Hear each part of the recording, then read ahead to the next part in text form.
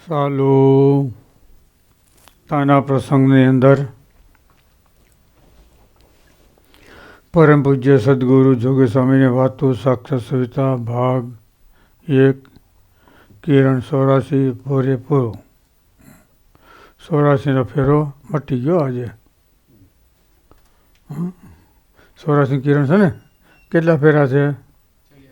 84. પછી બીજું કેટલાક વાળાના 84 લાખ. કેટલા? 84 ખરા, પણ માથે લાખ લગાડવાના.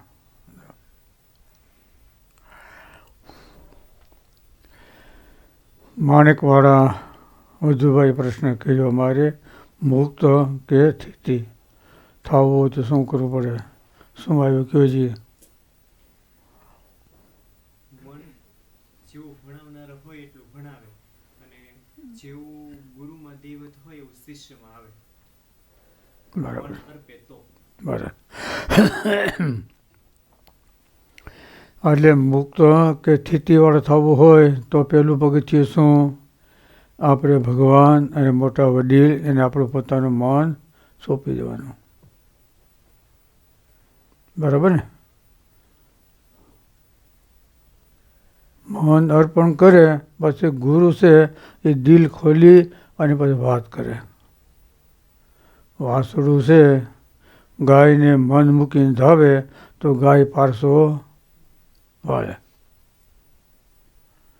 એમ સ્વામી કે મન મૂકી અને સાધુનો સમાગમ કરે તો મોટા પુરુષ રાજી થાય ને થાય, તો એનાથી સ્થિતિ થાય અને મુક્ત થાય.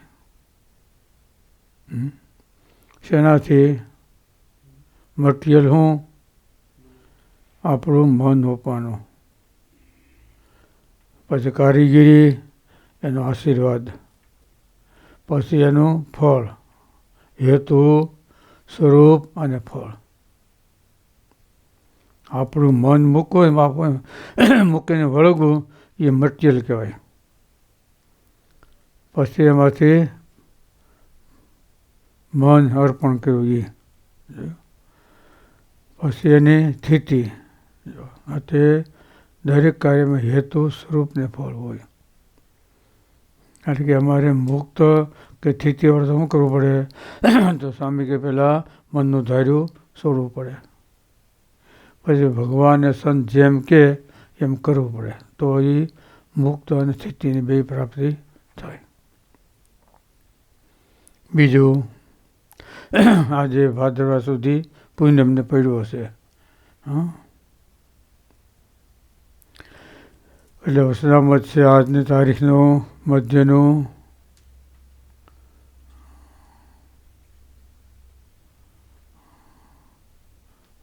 35 છે ને, 36 પડવાનું છે. એટલે 31 એકાદશી કા ભાદરવા સુધી કાલે તો ભાઈ ને તમે પૂનમનું છે. પૂનમ એટલે મધ્યનું 36 અને પડવો બી ભેગું છે, એટલે 37 બે ભેગા છે. સૂર્ય ચંદ્ર ભેગા કર્યા ને, આમ બે ભેગા થયા. તને ખબર છે ને? ભૂલાઈ ગયો હું કયો જી?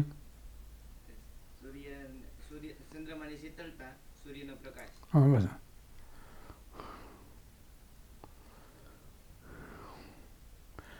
એટલે પૂનમ છે, પૂનમનું છે 36 વસનામત અને પહેરવાનું છે 37.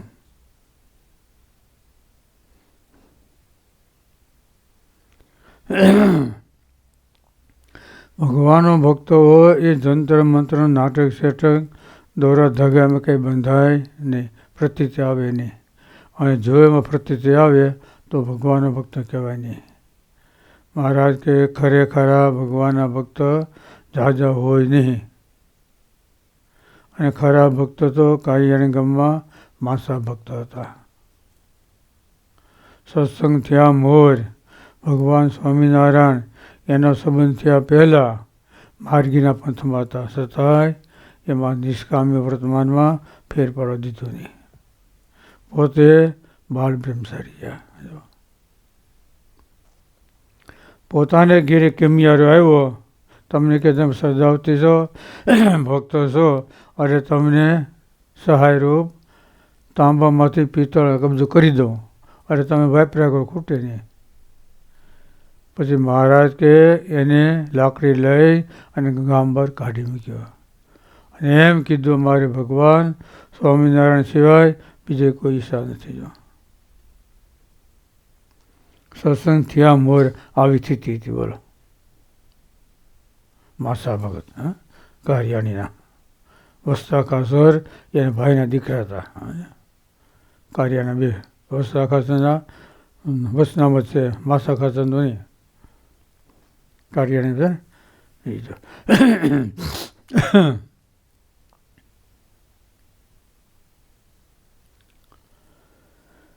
ભગવાનનો ભક્તો હોય, ભગવાન સિવાય બીજા કોઈ પ્રતિથી આસ્થા આવે નહીં. જો અને આવે તો ભગવાનનો ભક્તો કહેવાય ખરેખર. તંત્ર મંત્ર નાટક સેટક એમાં ક્યાંય લોભાય નહીં. જો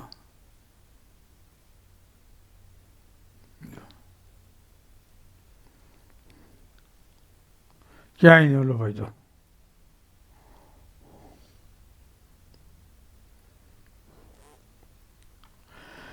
અને 37માં એવું સ્વભાવ મૂકવાનું, જ્ઞાની હોય એ પણ પોતાની પ્રકૃતિ સરખું આચરણ કરે છે. શાસ્ત્રમાં કયા એવા જે નિગ્રમ નિયમ એને કોઈ લાગુ પડતા નથી. માટે સ્વાભાવિક પ્રકૃતિ કેમ ટળે? મહારાજે પ્રશ્ન કર્યો, સંતોએ ઉત્તર કર્યો બરાબર નથી. ભાઈ મહારાજ કે કહેનારા ઉપર સાંભળનારા હેત થાય તો ન ટળે એવા સ્વભાવ પ્રકૃતિ વાસના બધું ટળી જાય. સાંભળનારો છે કહેનારાને આમ જો એના પર હેત થાય તો ટળી જાય. ગીતામાં કહ્યું જ્ઞાની એ પોતાની પ્રકૃતિ આચરણ કરે. સ્વામી ગુણાત્માનંદ સ્વામી કીધું ઉદ્ધવજી જ્ઞાની તો એ છતાં ઘર મૂકતા કઠણ પડ્યું. જોયું? કોણ છે? ભગવાન કૃષ્ણ એને કોણ? કાકો હો દુનિયાનો, પાછો ભગત હો. અમી કાકો ને બે પાછો ભગત. જો જોયું શું ગમે? ભગવાન કૃષ્ણ પૃથ્વી પર અંતર્ધ્યાન થયા તે પછી ઉદ્ધવને શરણે મોક્ષ રાખ્યો હતો. જેમ કૃષ્ણ ભગવાનથી મોક્ષ થાય એમ ઉદ્ધવનું શરણ લે ને એના થકી મોક્ષ થાય. જો મારે ભગત હતા. જો અરે ઘર મુકતા કઠણ પીડ્યું. જોયું ને? જ્ઞાની હતા છતાંય. એનું કારણ સાધુ સમાગમ વિના.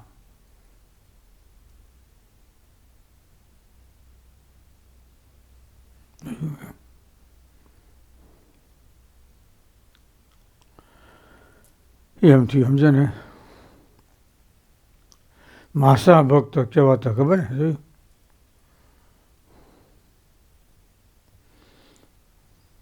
ભક્ત ચિંતામણીમાં એનું ઘણું આવે. સત્સંગ જીવનની અંદર પણ બીજા પ્રકરણમાં મહારાજને ગયા માસા ભગત કારિયાણી અને ત્યાંથી પછી ગઢપુર પધાર્યા. બોલો.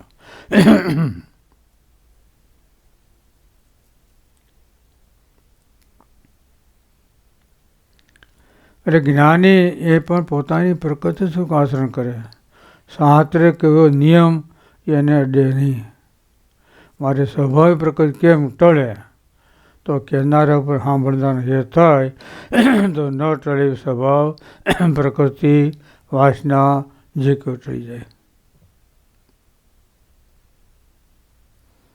જીવે પોતાના સ્વભાવ અને પોતે બેને મને કીધું જો એટલે ટળતો નથી. કે આપણે અને આપણા સ્વભાવ જુદા પડીએ ને તો વાંધો ન આવે. સ્વામી કે ખાવ તો હું, જોઉં તો હું, હું તો હું, જ્યાં જોઈ જીવ દેહ ભેગો ભળી ગયો છે. દેહ ભેગો એટલે દેહને સુખે સુખ અને દેહને દુઃખે દુઃખ થાય છે. પણ મહારાજ કે જીવનો એવો સ્વભાવ નથી. જીવ તો અવિનાશી છે અને દેહ છે એ નાશવંત છે. બળેની, સદાયની, ભેદાની, હળેની, હુકાયની, કાંઈ નહીં. પરંતુ સ્વામી કે દેહ ભેગો ભેળ્યો એટલે એને યોગ્ય કરીને સુખ દુઃખને પામે ખરો. એનો સંગ કર્યો ને એટલે દેહનો સંગ કર્યો. સ્વામી કે આ દિવાલ છે ને જળ છે, તમે ઓઠીંગણ જઈને આમ બેસી જાઓ એટલે નિદ્રા આવી જાય.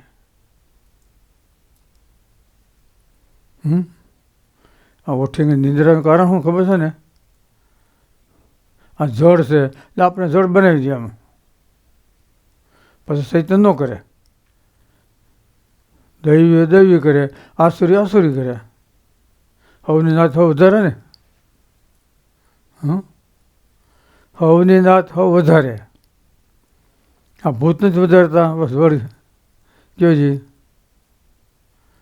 ઓલા ધોલેરામાં ઓલો બ્રાહ્મણ હતો, બોલો વિદ્વાન હતો, છતાંય એકનો દીકરો હતો, સારું બહુ સંપત્તિ હતી, તેલનો ટાંકો પડી ગયો, મરી ગયો. પછી આ ભૂત થયું વાહે વિસકરો. પછી જે આવે પછી ભૂતની ટોળી આવી. બહુ વિદ્વાન હતો એમ, ભાગવતનો બીજા બધા ભણાવતો. પરસામાં નિષ્કુળાન સામે લખ્યું છે ધોલેરાના ધોળકા ધોળકામાં સમજો ને એમ થયું શું. એટલે જળ એનો સંગ કરે તો જળ થાય, ચૈતન્ય એનો સંગ કરે તો જીવ ચૈતન્ય થઈ જાય. મારે કે દૈવી આસુરી થઈ એને બીજું કોઈ કારણ નથી એનો સંગ. દૈવીનો સંગ કરે તો જીવ દૈવી થાય અને આસુરીનો સંગ કરે તો આસુરી થાય. દૈવી ને આસુરી થયાનું મુખ્ય કારણ સત્પુરુષનો કોપ અને રાજીપો છે. પ્રહલાદ દૈત્ય હતા, પણ નારદજીનો ઉપદેશ ગ્રહણ કર્યો તો પરમ ભાગવત કહેવાયા. શેમાં? પ્રહલાદ દૈત્યને કુળ ઉતર્યા ને, ભગત નહોતો ને પપ્પા. એને મધર ફધર કા એ કોઈ જ નહોતા. પણ નારદજીએ આશીર્વાદ આપ્યો એટલે એ દૈવી થઈ ગયા. ઉમત થયા એટલે સત્પુરુષનો કોપ એ આસુરી થાય. જે પણ ભગવાન અને મોટા રાજી થાય એ જીવ દૈવી થાય. બીજું દૈવી આસુરી થયાનું કોઈ કારણ નથી. બીજું કોઈ કારણ નથી.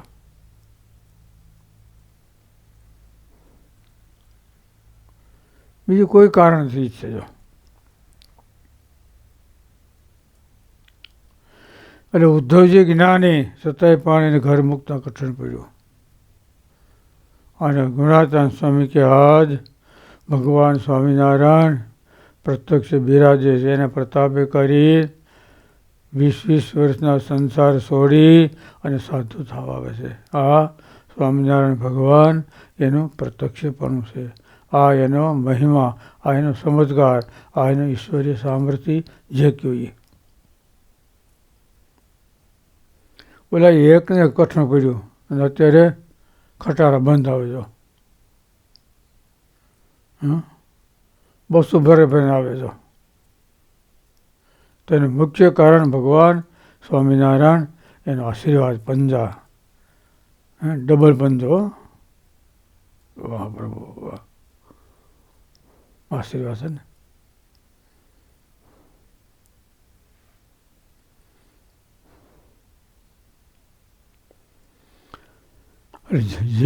જેના પર ભગવાન રાજી થાય એ દૈવી થાય અને ઓલો આસુરી થાય.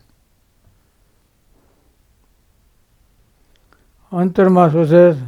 ભજનનું સુખ ના આવે, સમજા ને. બીજું બધું થવાનું છે, પણ જીવનની અંદર જે શાંતિ લેવી છે અને બીજાને આપણે શાંતિ દેવી છે એ એમાં આવે નહીં.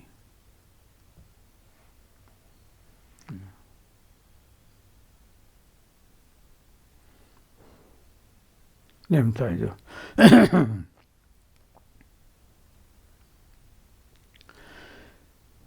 અને માસા ભક્ત હતો સમજે ને, એને કાઢી મૂક્યો અને એમ કીધું મારે ભગવાન સિવાય બીજા કોઈ પદાર્થની ઈચ્છા નથી. જો ભગવાન સિવાય જો, અને ભગવાન મળ્યા પહેલાં પાસે નહીં, તે પહેલાં આવી સ્થિતિ હતી. બોલો માસા ભગત, વસ્સા ખાસર, સારંગપુરના જીવા ખાસર, વાઘા ખાસર જોયું. પછી કમાવદેવ કોણ? હનુમાન દાદા. એ કમાવદેવ છો, કામે કરી દીધા પકડે, કાંઈ ન કરે બેઠા બેઠા. એ કમાવદેવ કહેવાય છે.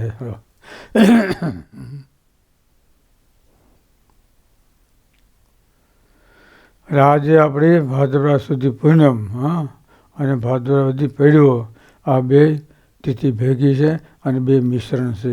બોલો સહેજા.